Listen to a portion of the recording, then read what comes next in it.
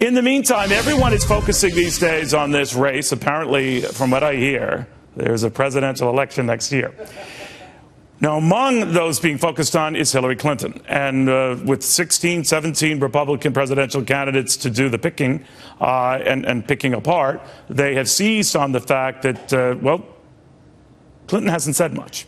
She ropes off reporters. She doesn't really directly answer questions. And when a question does come up from anyone, she pushed it back, like this Keystone thing. What would she do about Keystone? In this case, she said that would be an issue that would come up later if she were president, not now. Why are you asking me this? I'll defer to the president and his folks on how they handle this and deal with this if I become president. I'm paraphrasing, but you get the point.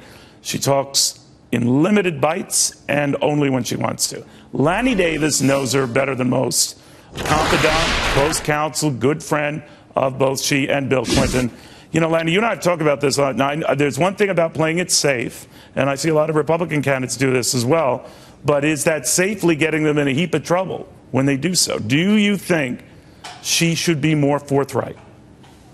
So if I accepted all your premises, which are not factual or accurate, I would have a different answer, but She did not answer on Keystone.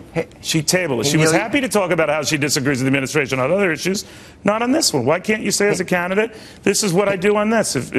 Boom. Hey, Neil, you're one of the few people on this cable station that doesn't interrupt me when I'm trying to answer your question, so I'm going to answer. Well, I wanted to start out by saying that you didn't state the facts accurately, but here's your answer. She has a position, she stated it, and it makes sense. Her position, clearly stated, is I was Secretary of State when I set up a process to decide.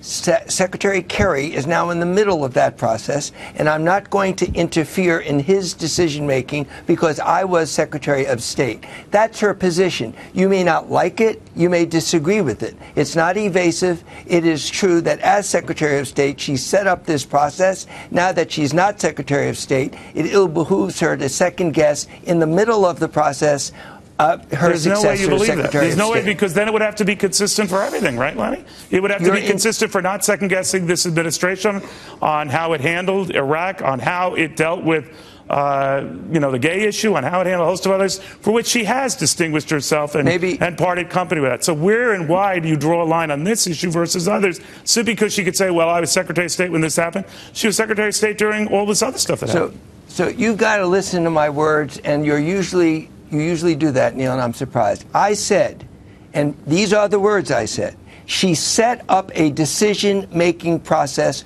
herself as Secretary of State. Now, one other issue you just mentioned is comparable, so you missed my words. I'll say it again. She set up this process. She leaves office, and now it's Secretary Kerry in the middle of the process that she set up, and she's choosing not to interfere with the process. So I love you to death. I don't buy it. You don't have to buy it. I know you're giving me the legal reason for it. I'm telling you. You are running for President of the United States. This is one of the hot-button issues that many in your own party are upset about. Many unions who say we want those jobs. Many have argued in the Obama White House that those jobs and the expected number of them is way overstated. Fine. But say something about it. You're running for president. It's your chance to differentiate and distinguish yourself from the White House that you have now long since left. Leaving that aside, we could argue the semantics of this. Do you think she is being too cautious when it comes to dealing with the press, when it comes to talking with the press, when it comes to just directly answering questions on a host of issues? Okay.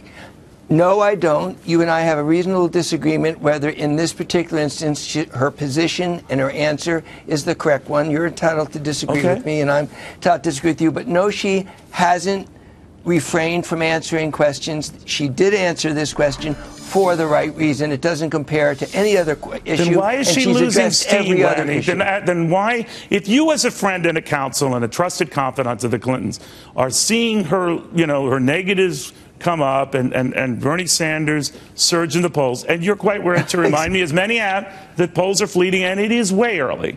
But do you think there is a problem with her campaign style, that she looks good from afar, once in the race, far from good? And this is a serious problem. A lot of her friends and loyalists are worried.